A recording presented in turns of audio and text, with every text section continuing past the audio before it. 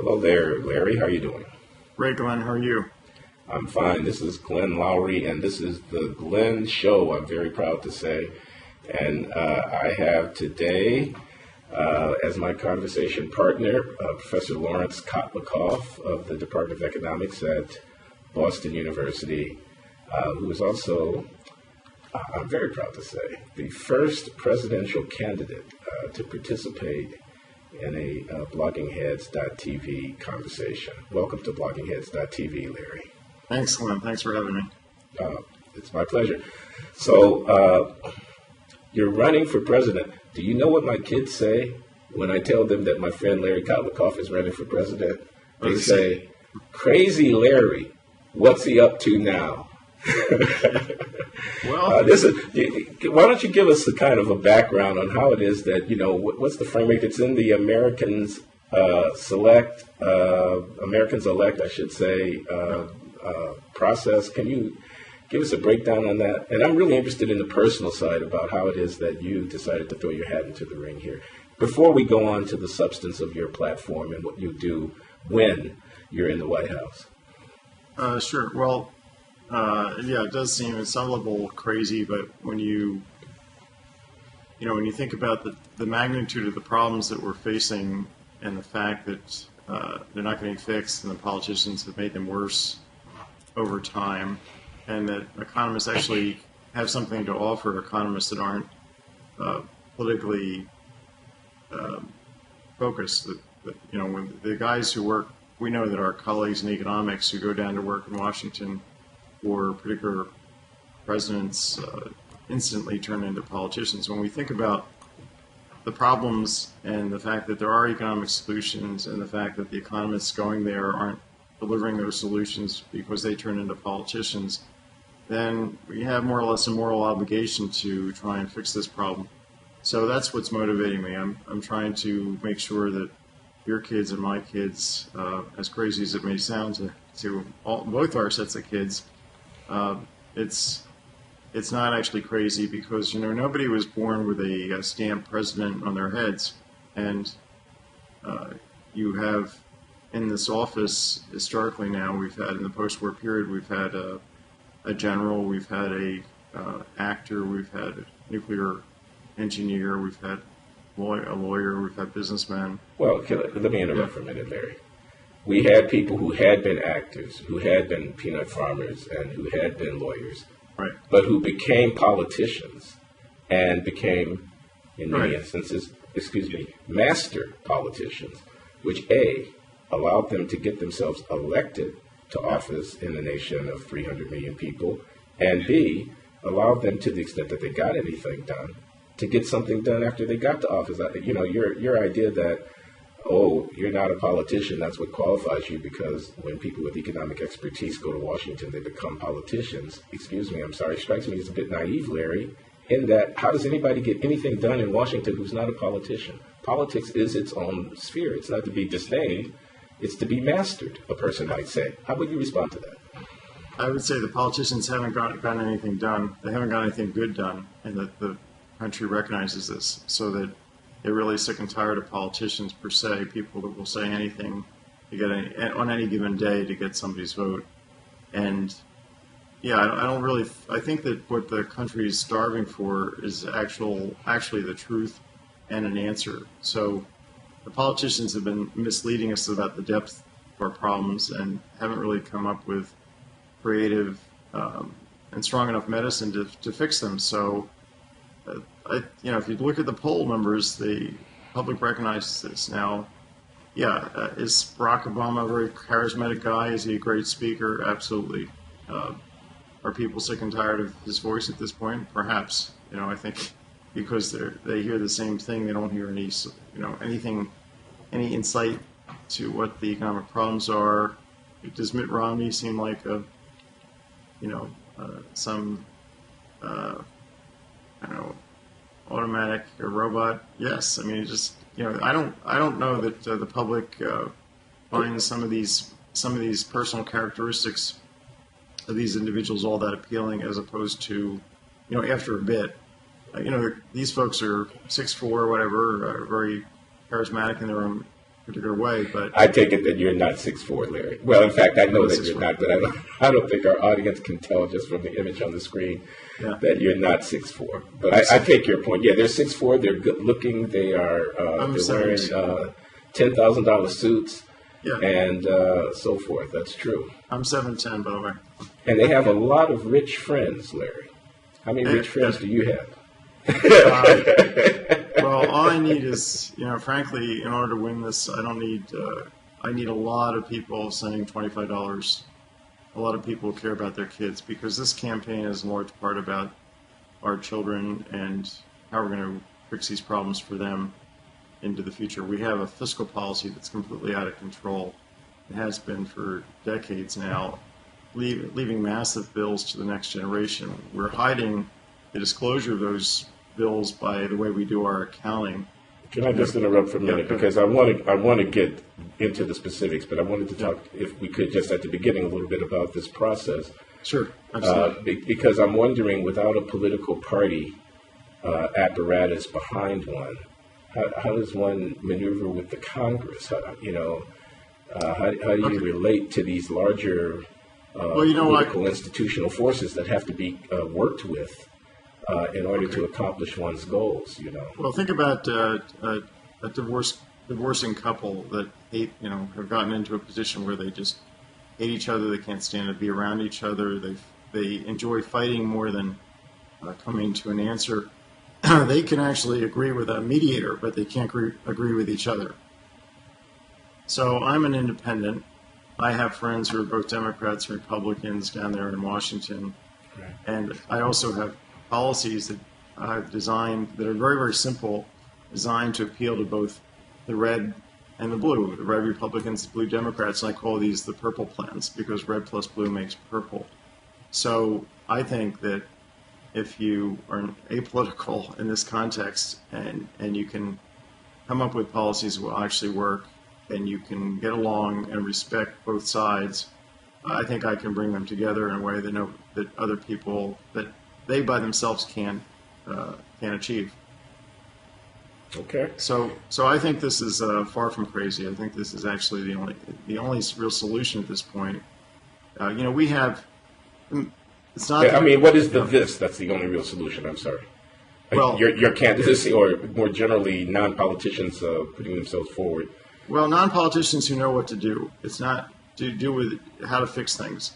And of course, it's not just economic problems that we're facing. We have foreign policy issues, but I think economists bring in education, there's lots of issues, social issues. I think economists bring a certain degree of analytical skill here.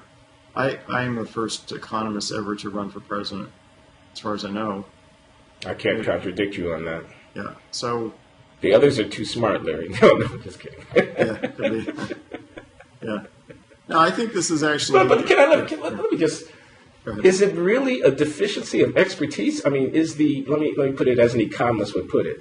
So anybody who gets elected can get advice. Okay, they can bring in the smartest economists who are the least political if they choose to do so. They may elect not to do so, and then we need to inquire why they don't. But anybody can get the expertise. The expertise is available, unless there's some kind of agency problem that means that the expertise has to reside in the decision maker, because there's always something that goes wrong between the external advisor and the communication of advice. You know what I mean? Like, advisors may not actually say what they think because they're looking over their shoulder or covering their behinds or whatever. And then the decision maker has to already know the expertise, because there's no way to get it to him effectively. Yeah. But I don't see that problem. I don't see that the problem, I mean, and correct me if you disagree. Yeah, I disagree. Here is that there is not sufficient brain power around. You're the smartest guy in every room? I mean, or that there's somehow smart people don't say the truth because once they get in their power, they become seduced by it. They're not all careerists. Some of them are every bit as public interested citizens as you and I, and perhaps just as smart as you or I. Where did I go wrong? There's a couple things you're wrong on. I think, with all due respect, No, that's fine. First of all, the politicians themselves are beholden to their extreme wings of their party. So they can't really, because those are the people that do all the grunt work, so they can't actually come up with things that are going to appeal to the other side, because that will turn off their wings.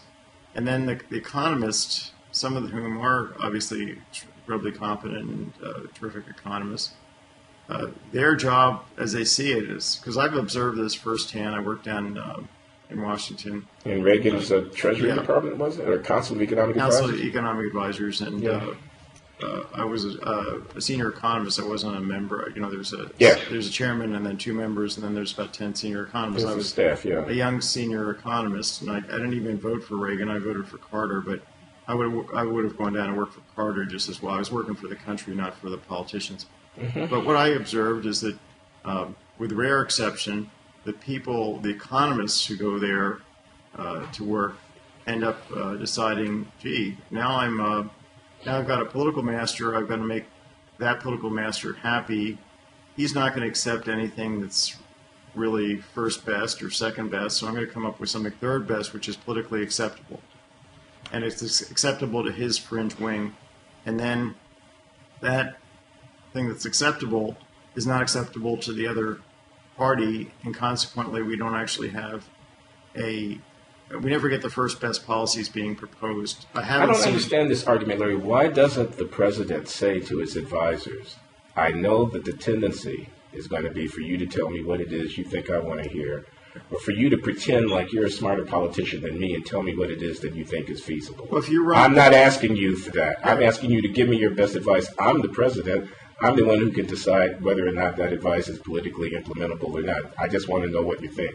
Why doesn't so why isn't it not the advisor's fault, but the principal's fault that he doesn't so direct his team that they leave the politics to him? And I think President Obama, to his credit, I was reading this book by Ron Suskind. Yeah, I've read it, The Confidence Man. Yeah, has posed things that way to his team, and from reading Ron Suskind's book, it sounds like the economists around the table in this, at least the first couple of years, led by Larry Summers, were more political than the president, and that the president seemed to be posing deeper economic questions, and his economics team was just saying, "Do it our way because we know for sure, and this is the way to go." And they're rolling their eyes when he's asking deeper questions, about the layoffs, for example, in 2008.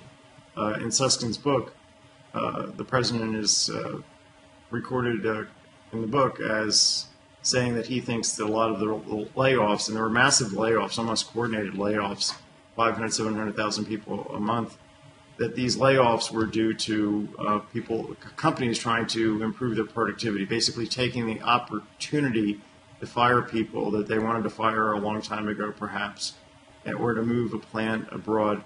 And Suskind says that Geithner and Summers and the other people from the team were just basically rolling their eyes and laughing and saying this is a shortage of aggregate demand, that's which we know is buzzword for you have to spend more money, borrow more money and spend more money, and that's the way to solve this. And don't you know that what we know, which is that we're well trained in economics, we're Keynesian economists, and we've got all the answers, and just stick to being president. We're going to tell you how to run the economy.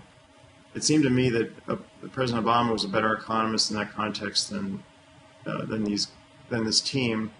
Okay, so let me just observe here that the argument you're making now has shifted, and you're just saying economic advice is possible. It's just that these guys weren't very good economists and they gave the wrong advice. It's a which combination. Is different from the argument that says, even when I know the answer, it's impossible to get the advice to the president because I'm too busy worrying about my, future political viability. I think George Bush was not asking the same kind of questions as Barack Obama. I don't think George Bush was saying, just give me the best policy.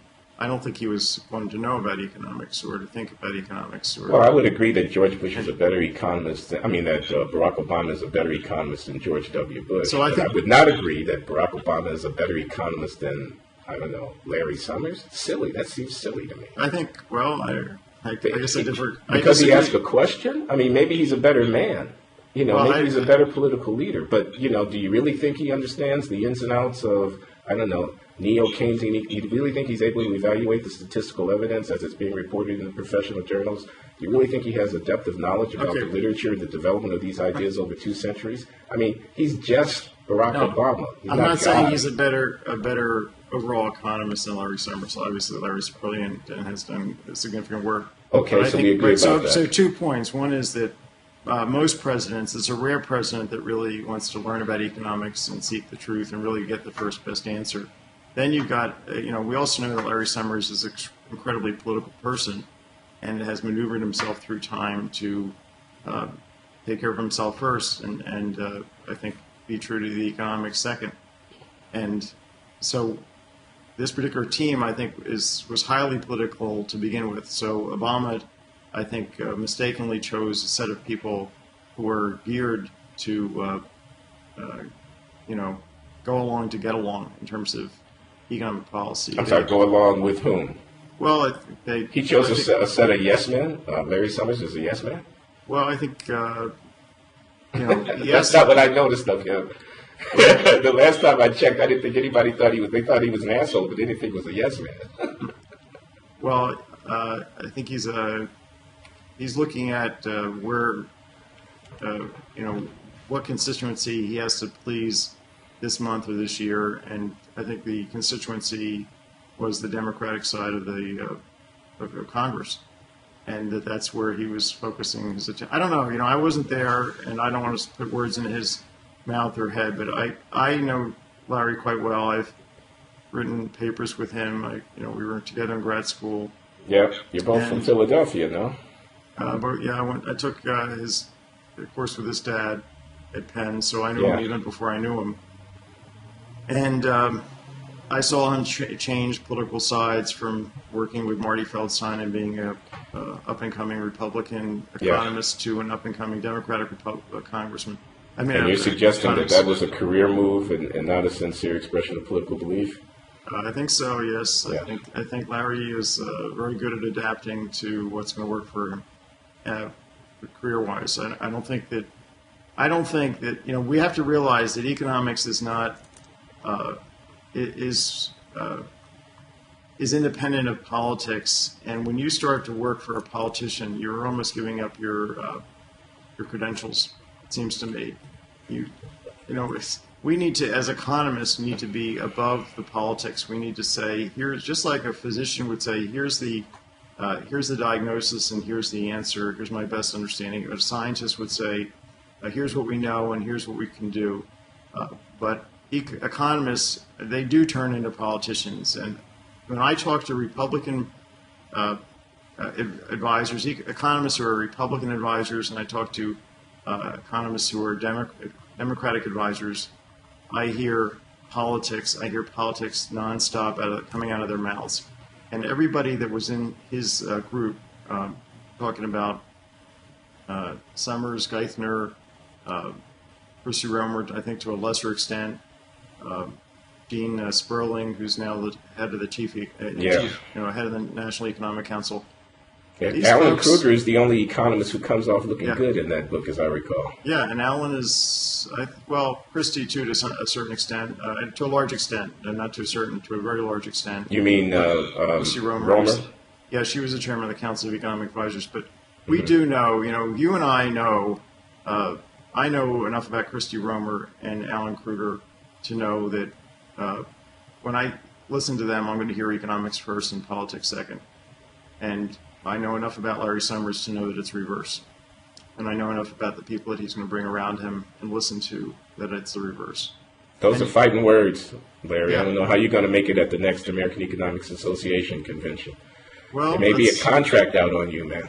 Yeah, that's okay. I've no problem with that. Well, let me ask you this about Suskind's book, since we're talking about it. Do you believe the story reported there that Summers is supposed to have said to Orszag after a meeting with the president, "We're home alone," implying he doesn't know what he's talking about, and quoting again from the book, "Clinton would never have made those mistakes," close quote, which is a story that Summers now denies, and that Suskind insists, in fact, was actually true. Do you believe that he disparaged the president in private conversation amongst his colleagues by suggesting that the president didn't know what he was doing with respect to economic policy? I'm talking about Larry Summers, because that's what's reported in Ron Suskind's book. Larry has an ability to say a lot of things, and maybe say he didn't say them, or say he didn't really mean them, and maybe he didn't mean them because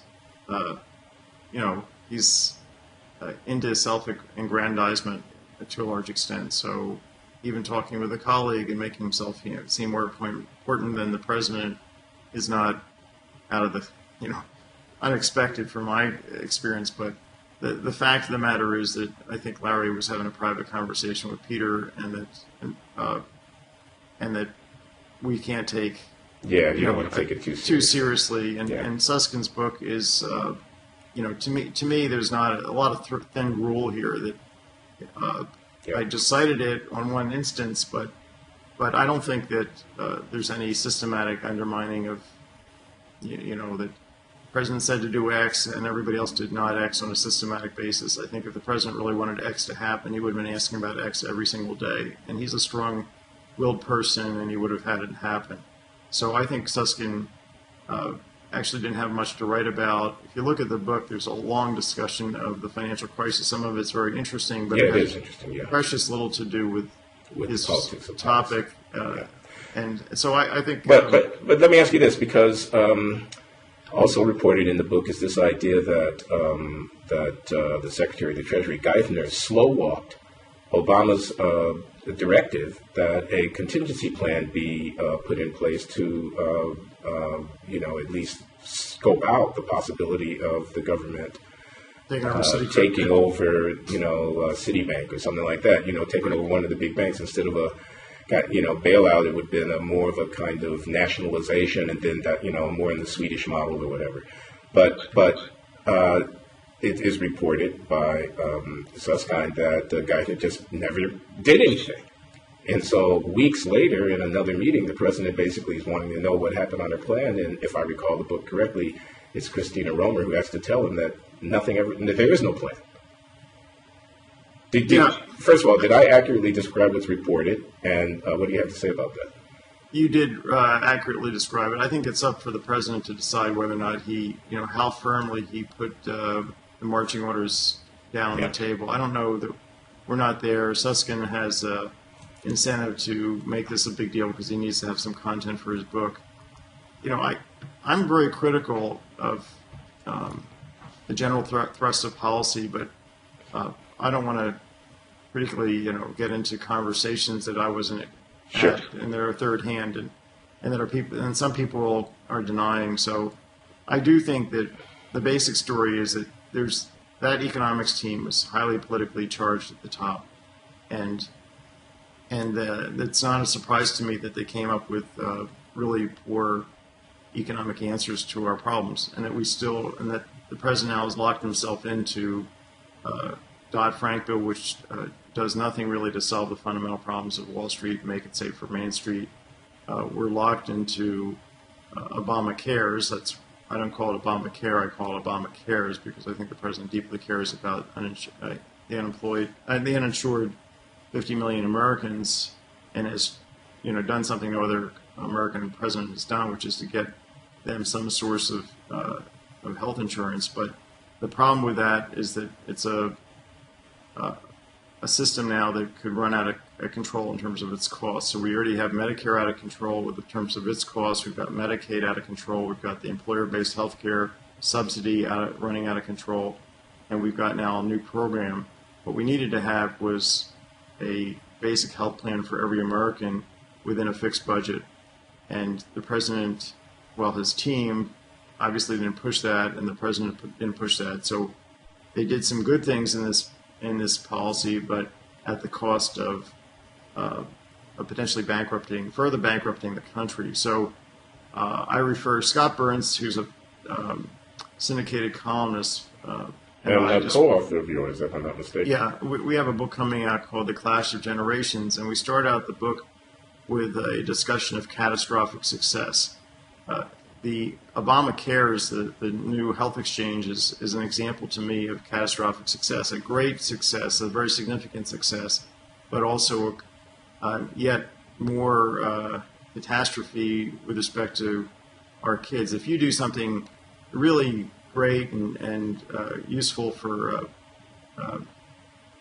let's say, for people our age, and you leave an enormous bill to pay for it for the next generation, that's a big success on the one hand, but also a big failure. I don't understand how it's a success. I think you're just playing with words. It's a catastrophe. Well, it's a catastrophe, except that, if it's as you say it is, it sounds like a catastrophe, unalloyed. So I'm sorry. No, I mean, getting people health insurance is not a catastrophe. Getting people that would otherwise not have health insurance is important and a great success. And given that they would otherwise have no recourse to decently priced insurance, that's fantastic success. So I applaud the president. I give this president, for whom I voted actually, extremely high grades for some of the things he's done.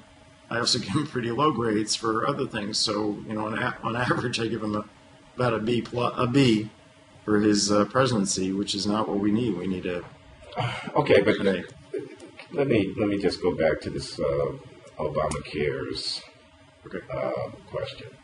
You say we're bankrupting the next generation, but we're getting the benefits in this generation of a more extensive coverage of health care. So the price of getting the more extensive coverage was bankrupting the next generation. Now you say that that's a success except for the price. And to me that, again, sounds like playing with words. It was a success on one side of the ledger. It was costly and a failure on the other side of the ledger. The net effect is we purchased extensive coverage in this generation at the price, if you're right, of bankrupting our children. That just looks like a mistake to me. It looks like it would have been better to do something else. Yes, or perhaps even nothing at all until you could do it right. Well, that's what I'm saying. That's exactly what I'm saying. In the Purple Health Plan, which is my proposal for fixing health care, and that's what we need to implement right away, would actually do it right. Okay, so then why don't we talk about your concrete? We can do domestic, and then we can do foreign policy. By the way, I'm smiling because on the screen here, because talking to you is about as fun as it gets. Anyway. I'm sorry. I didn't understand that. Talking to me is about as far as what gets. No, as fun as it gets. About as far. Oh man, thank you. I appreciate it. I'm enjoying myself too.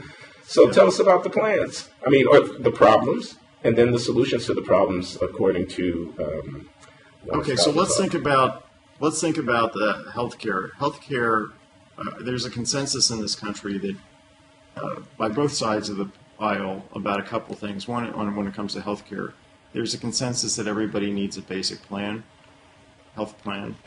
We see this in terms of our revealed social preference. We don't let somebody have a broken leg and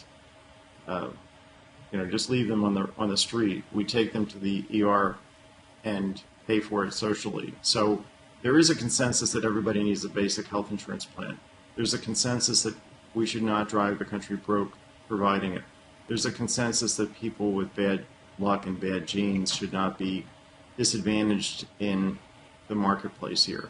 There's a consensus that we need to give people incentives to take care of their health so that, if somebody's got a smoking habit, should be financially encouraged to give it up, or if you like, penalized financially to stop smoking. I think there's a consensus by a vast majority of Americans that we need to have the doctor stop practicing defensive medicine because we can't afford it. So when you put all these elements together, you come up with the purple. If you write down what exactly we're trying to achieve, and then you ask how can you do it at least cost, that leads us to the Purple Health Plan. And this is something I proposed back in 2003 in my book, with Scott Burns, A Coming Generational Storm. And this proposal is really embedded to a large extent in Medicare Part C, not that people necessarily looked at my proposal. Tell us what Medicare Part C is. Some of us don't follow Medicare that closely. There's a part of Medicare where you can opt to have the government make a payment to a HMO, Health Maintenance Organization. Okay. And in effect, they give a voucher to the health maintenance organization to take care of you. And this proposal, that I'm not saying again that I had any influence on things that have arisen.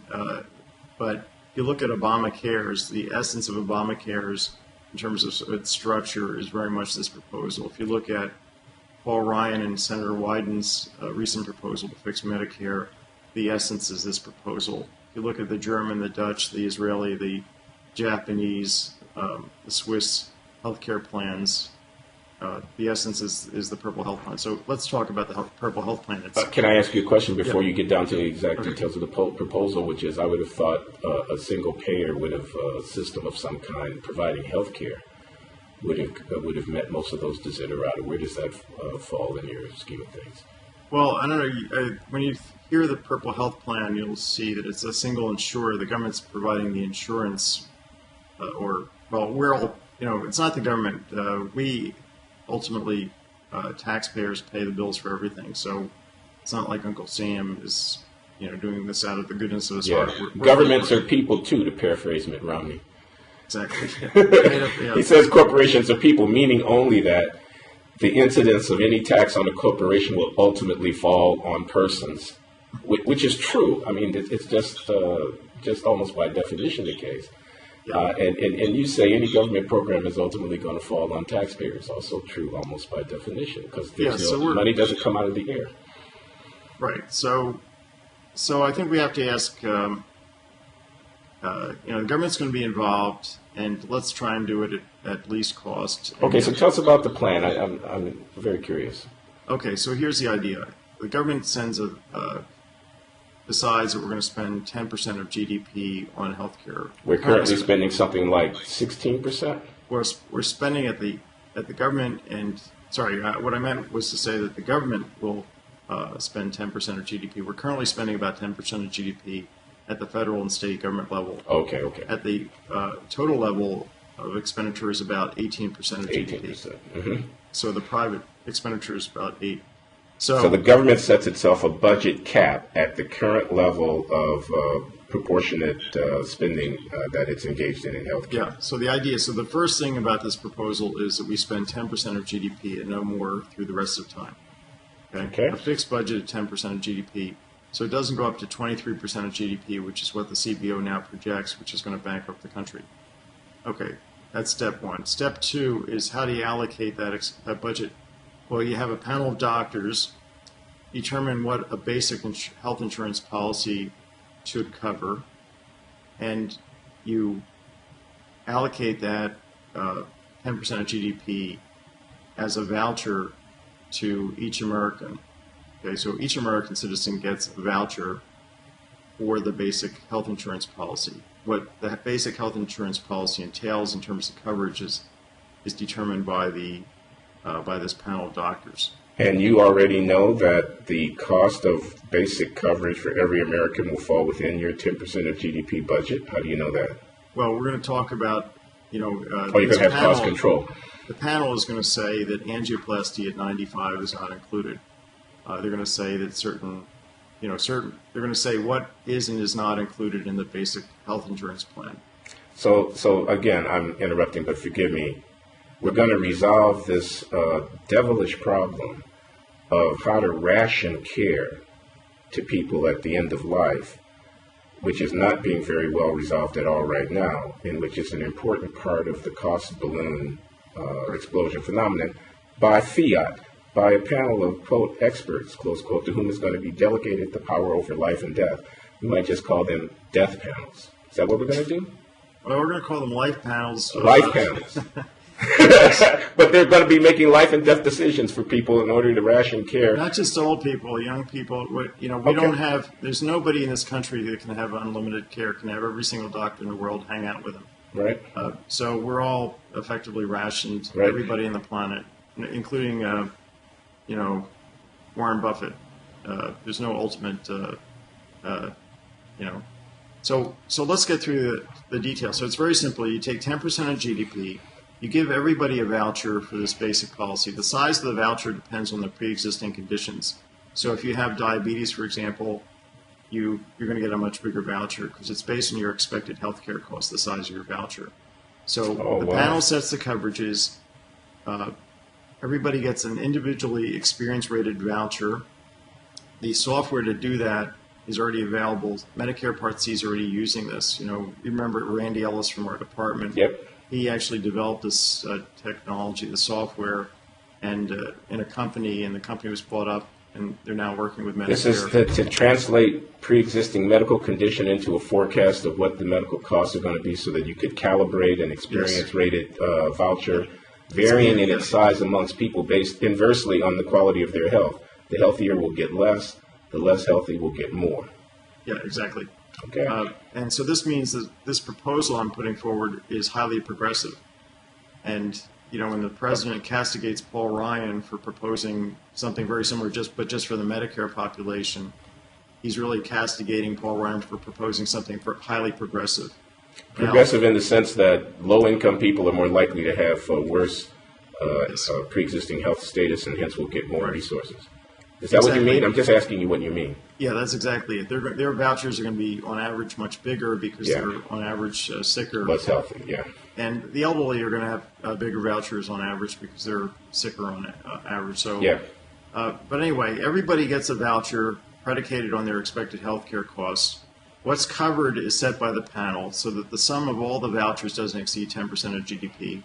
And then people get the voucher once a year, and based on your current health condition, and you take your voucher. Let's say you get your voucher in October for the next year. January 1st, you sign up with Kaiser Permanente or Blue Cross or Cleveland Clinic or a health insurance company, and the health insurance companies are then going to be competing to provide the same basic policy. So we've now commoditized this health insurance policy because they're not going to be providing different. They are providing the same basic plan to everybody. It's a single basic plan with the same coverages. They are electing to provide it because that's what the market would do, or they are required. They're required to provide exactly the basic coverages that are set in the basic plan, that are set by the panel, and the panel will, and certain things won't be covered. So people that are, higher income can buy supplemental policies to insure themselves and get angioplasty at 95. Right. Get around the death panel. The life panel, excuse me. Right. So we're always going to have inequality because things are unequal. Life is unfair, and we've got some rich people and some poor people, and the rich are always going to get better health care and more health care. The basic health plan should be the same for all Americans. Okay. And this is a very simple solution. It's that simple. It's like 8 points. It's can fit on a postcard. We don't need to have a 2,000-page document detailing it. So, and then you have competition, and then once a year you get your new voucher. And the insurance companies don't make a mint out of this because they're competing on a commodity. It's like apples. Apple farmers aren't making a huge fortune as far as I know. I need to understand something here. Why do we need the insurance companies? Why not X them out of the way? Why not make it health reform and not health insurance reform? Well, the insurance why not let companies the voucher be empower the person to pay the physician directly rather than to pay an insurance company? Well, the insurance companies can organize the providers. They can, take Kaiser Permanente. They hire the doctors directly. They build the hospitals. They own the hospitals. So they get all the, incentives right, not to underprovide health care, but also not to overprovide it. And that's really what we want. We want to get the incentives right so that, I think the insurance companies can do an effective job. If you look at the Canadian healthcare system, it's not all that much different. The central government allocates money to big insurance companies, and the big insurance companies are called the provinces, like Alberta or and then they allocate the money to the providers. So it's not fundamentally different. We like to think that because it's Canada, it can't be right, or because it's Holland or Germany, they've got to have it completely screwed up because. Well, I don't think that, but people do. No. Larry, let's talk about some other policy areas because we're going to be running out of time at some point. So, What about the banks? What do you do about too big to fail? You didn't like Sarbanes-Oxley. What's wrong with it? And in brief, Larry, because I know you could talk about this forever, and I want to get to foreign policy. Yeah. What would you do about the banks? Well, let me just quickly say one thing, last thing about healthcare that applies to the banking system, which is that a number of top economists have endorsed, 5 Nobel laureates included in economics have endorsed the Purple Health Plan. On the banking reform, which is called limited purpose banking, I also call it the Purple Financial Reform, Purple Financial Plan. 5 Nobel laureates in economics have endorsed that too, and a whole slew of other very prominent people. What I do is I take the banks and every other incorporated financial intermediary. So if we're talking here about insurance companies, hedge funds, private equity funds, anybody who wants to be a financial intermediary and operate with limited liability, in this plan, they're required to operate in one way and one way only, which is as a unleveraged, 100% equity financed mutual fund company, so that the banks get transformed into mutual fund holding companies that just issue mutual funds. Now, we're all familiar with mutual funds because we hold them through, we invest in mutual funds through our 401k and 403b plans and IRAs and so forth. And those mutual funds that are not leveraged, and there's only one type of mutual fund that really is leveraged, which are money market funds. But the think about an equity mutual fund, a fund that is buying, let's say, large cap stock. Well, the money comes into that mutual fund in the form of not a loan to the mutual fund, but as an investment in equity. So the mutual fund is issuing shares. It's not borrowing money, it's issuing shares. It's taking the money from the sale of the shares and investing in these large cap stocks. Now, that mutual fund itself cannot go broke, because even if the shares that it's bought go down in value, the mutual fund itself is not leveraged. It hasn't borrowed anything, so it can never go bankrupt. No, I get it. There's no run on the bank. They didn't take your money anywhere. They just bought those stocks with it. When you come for your money, those stocks will still be there, and you can get your money. Right. Limited purpose banking sets up a system, a financial system that can never collapse. It's very simple. The line in the sand is not based on whether you call yourself a commercial bank or an investment bank. That's the Glass-Steagall line.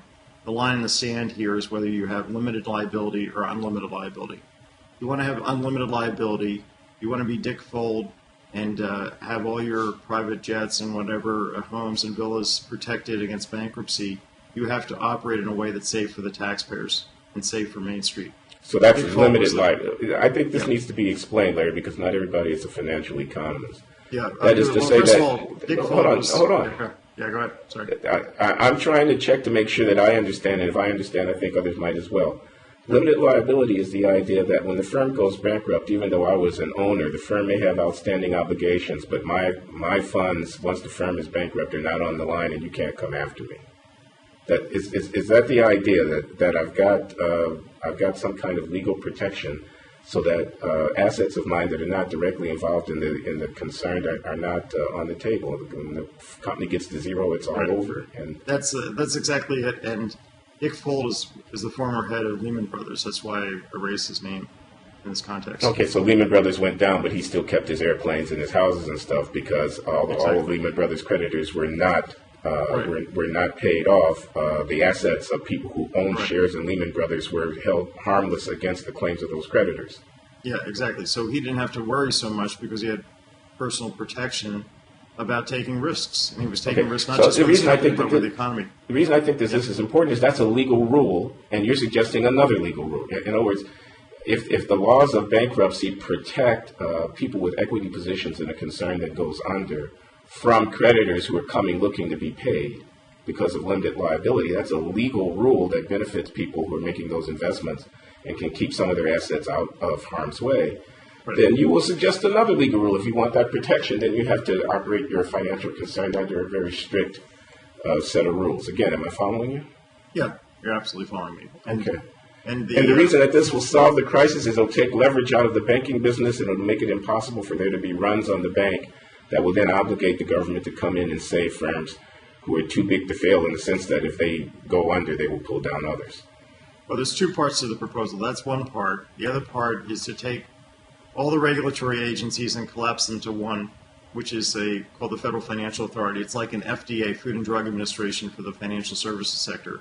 So the Federal Financial Authority would hire companies to vet all the securities that the mutual funds are buying and selling. And what do I mean by vet? So let's suppose, Glenn, that you're trying to take on a mortgage.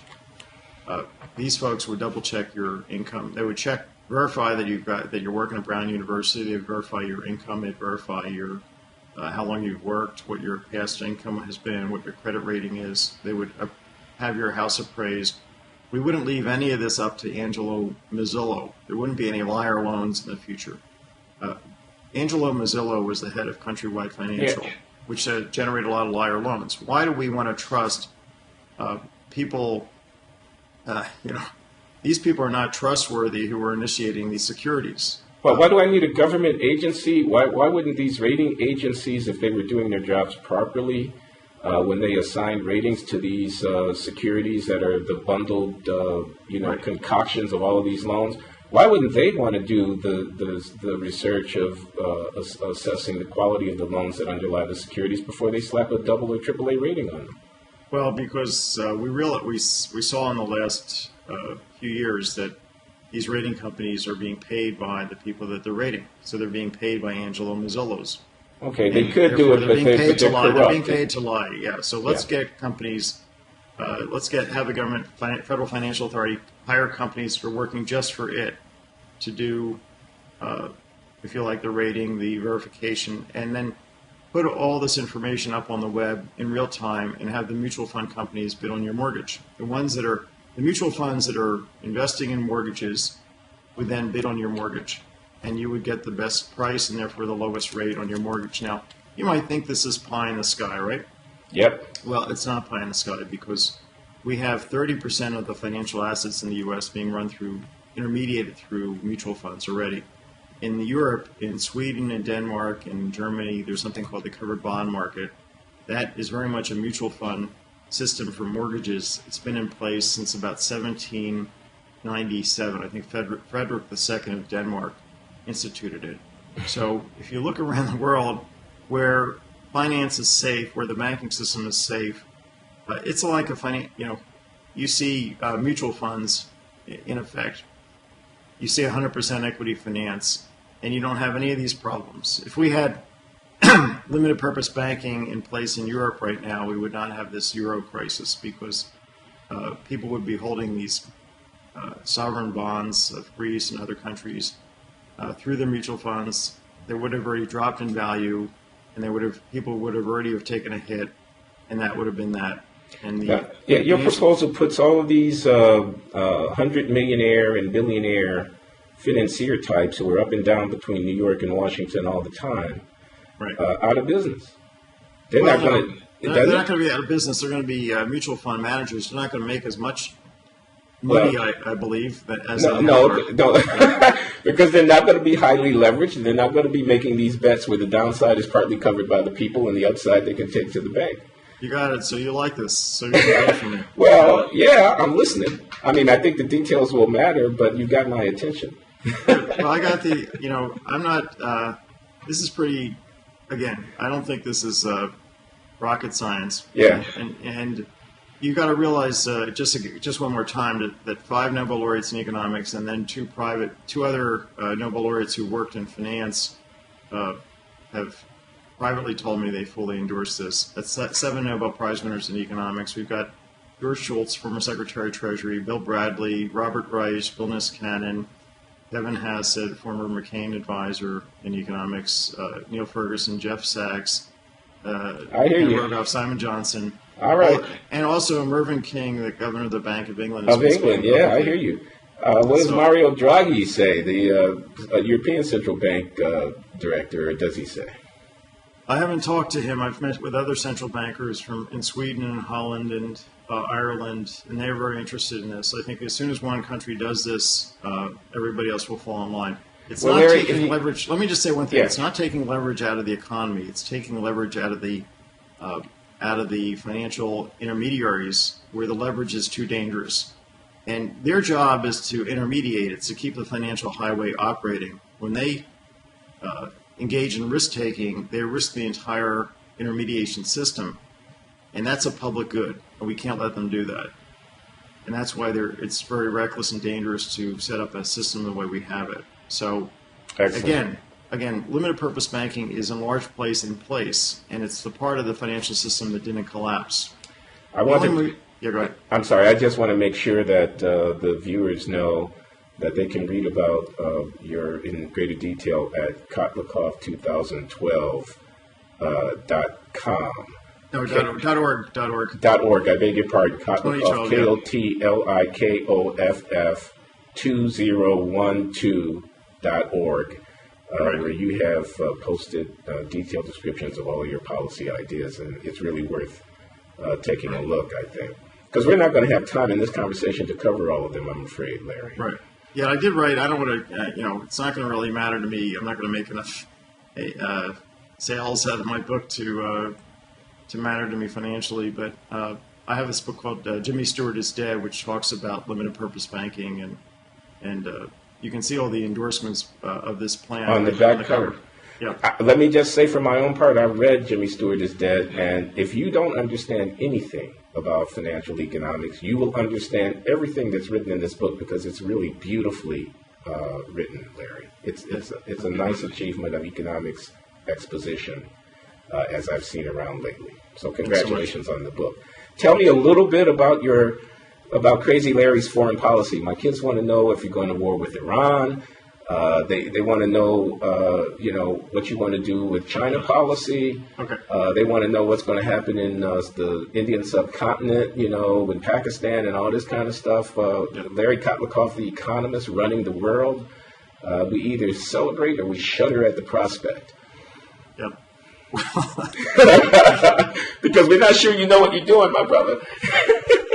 I know what I'm doing. I think the kids have to realize that what they're driving in is a car that's going over the cliff. They're inside this car. It feels warm, comfortable. It's a smooth ride, and everything seems real safe. Yeah. And it's going over the cliff. And so what's actually crazy is maintaining the status quo policy.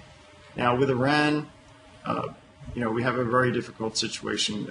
Prior presidents, George Bush, President Obama, Secretary Panetta, the Secretary of Defense, recently have said that there's a red line, that if Iran crosses it, we are going to take military action. They've in effect indicated that to prevent Iran to have a nuclear bomb. I mean, this is a country that has sent tens of thousands of children running across minefields in order to fight the war against Iraq decades, a while ago in the past. So I don't think that the leaders of that country can be viewed as reliable or responsible, and that's the big danger. And we just read yesterday in the paper that they're trying to develop long-range missiles that could hit the U.S. I do not think we can afford to let these people get the nuclear bomb. I think no one else does who's serious about the preservation of this country for its children. And that's what we have to think about first, our kids. So we have a job to do here, and to make sure that Iran understands that at a date certain, we will have lost our patience, and we'll have to take the steps needed to confront Iran. Military steps beyond the efforts already ongoing to compel them through sanctions. Yeah, and that could take the form of a quarantine. If we think about what happened with the Cuban Missile Crisis, President Kennedy in a very similar situation. Obviously, Iran's not right next door, but in this day and age, with the technology, it in effect is next door. President Kennedy imposed a quarantine, and that might be a first step to get their full attention. Well, it's an act of war. You would have to expect retaliation. Well, I think what they're doing is in effect an act of war to some extent. They're threatening us. I don't know where the act of war, Okay. You and I know that these words are charged, and but finding a dividing line, they're arming themselves to the extent that they endanger us and our children, is to me in large part an act of war. And so this is another place in which an economist can actually who thinks beyond the language and understands the traps in the language can actually shed some light in the conversation. with both sides. We need to explain to Iran that we're incredibly serious about this and that there is a date certain in which we're going to act. And I think when you look at what happened with the Iranian hostage situation, President Reagan must have sent signals to the Iranians before he took office that unless they complied with releasing the hostages on the day that he was taking office, he was going to call in the troops, no questions about it. And the day he took office, they released the hostages. That was not an accident. And these people need to be given clear indication of exactly what we're going to do. Not exactly in terms of the military strategy, how we're going to deal with it, but that we're not kidding around. And having Dick Cheney and George Bush, spend years making threats and then actually doing nothing, having this administration make threats and doing nothing, I don't think that actually makes us credible. I think if we really, I don't have access to the kind of national security information that the presidents do, and obviously, so if I came into office and I found out that that's what Herman Cain said too, Larry. But okay. Yeah, well, that's true. I mean, well, it's true. Occasionally he said a few wise things, and that's why he. Okay, did get some. You're worried about us bankrupting our children, and what do we got? $600 billion a year, $700 billion a year that we're spending on the military establishment. What's the budget of the Defense Department now? Well, it's about 4% of GDP, which is okay. So that's going to be about $600 billion. We don't have to spend so much on defense, no question about it. Do we need a Navy in every ocean? Do we need every new generation of whatever it is, aircraft carriers, submarine, fighter bombers, stealth, this or that? Do we need to have a military larger than the next 5 militaries put together, or a Navy bigger than the next 10 navies put together?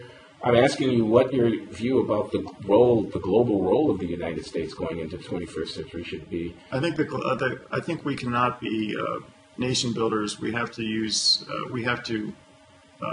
our military capacity very carefully and primarily for our own national security. We're not going to be the big boy in the black forever. At some point, China's going to have a bigger economy. We need to, talk to China and treat them as a partner and a friend, and come to an agreement about limiting expenditures on military on both sides, because we can easily in this country decide that somebody's threatening us who isn't necessarily threatening us, and they can decide that we're threatening them when we're not necessarily threatening them. We need to have they are, a major trading partner. We need to meet with them and reach agreement. I've been to China a number of times. I think the Chinese people are very, reasonable, it seems to me, and can be that we can, continue our friendship and make sure that we don't get into a, who's got the bigger Navy, who's got the more powerful Air Force, who's going to do X, Y, or Z in the South China Sea. I think we need to really talk these things over as friends and partners and lower the level of tension. And there's not that much tension right now, to tell you the truth, but it could get bigger because, the Chinese are pressuring us economically, no question about it, but the basics, but they're also helping us enormously economically because we can buy goods and services. Well, we can buy goods at very low prices. So it's we're in a situation where our economy's moved from manufacturing into services. We have to find our competitive way in this very tough economic environment. That's why my economic policies are so important for moving the country forward. So thanks very much, Larry. Your boys are going to vote for me. That's the main. Well, as we get to the end of this conversation, I think we want to know, how do we vote for you? What's the process like? Not everybody is familiar with Americans Elect. Yeah, this is a platform. It's not really a third party. It's really a platform for someone like me to get onto the ballot in November, because the candidate who is chosen by who wins the primary process in Americans Elect will be on the ballot in all 50 states. Plus, you see, so if you go to americanselect.org and you register yourself, and then you search for the candidates, drafted candidates, you'll find my name, and then you can click support. I need 50,000 support clicks between now and April in order to get into their primary process, and then people will have the opportunity to vote for me in 3 runoff elections, and 6 candidates from those runoff elections will be brought into the June final primary. And so out of the 6, one person will be chosen, the one who gets the most votes. This is all being done electronically. Yeah. And you get your citizenship, your voter, they've got all the voter registration information, so you get yourself verified in 2 seconds electronically. Yeah. And then if I get into the election with the president and with, let's say, Mitt Romney, I'll win. I have no question about it. And your boys may... I admire your chutzpah, my man. I really do. Well, listen, the country realizes we got deep problems. It's no question. These 2 parties don't have the answers. They really don't. They're not coming up with answers that are going to work. And I think the public is smart enough to realize what, who's actually out for them and who's actually focused on re-election. And Larry, I really thank you for coming on the Glenn Show and for being the first presidential candidate who is also an economist, as well as the first presidential candidate to grace the bloggingheads.tv website. So thanks a lot, Larry. I really enjoyed the conversation. Perhaps we can have another one after you get past that initial hurdle. Thanks, Will. 50,000 clicks, that's all it takes. Yeah, I'll look for yours today. Thanks, man. I got to register at American Select. Exactly, yeah. All right, Larry, take care now, and thanks a lot. You too.